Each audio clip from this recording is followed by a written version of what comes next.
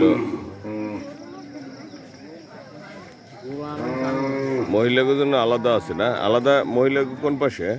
এই যে আটকানো এইটা না, প্যান্ডেল করা, এটা হলো মহিলাদের জন্য।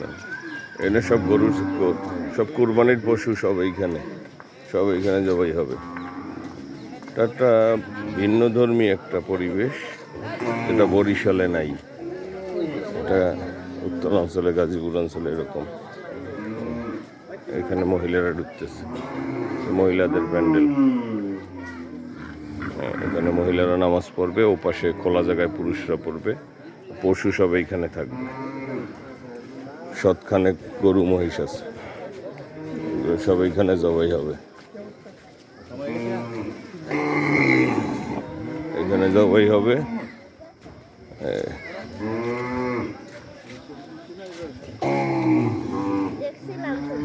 হ্যাঁ, কি দেখছিলা?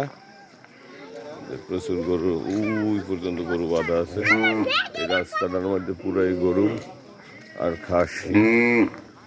এইখানে আছে, এই আছে, এগুলো সব একটু পরে 7:30টায় নামাজ, এগুলো 8টার মধ্যে সব আল্লাহু আকবার হয়ে যাবে।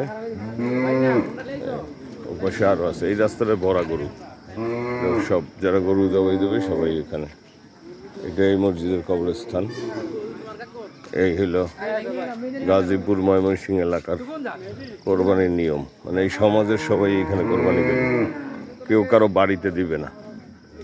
সবাই হাঁড়ি পাতিল নিয়ে আসছে, দা কোপা নিয়ে আসছে, জায়নামাজ নিয়ে আসছে। হ্যাঁ,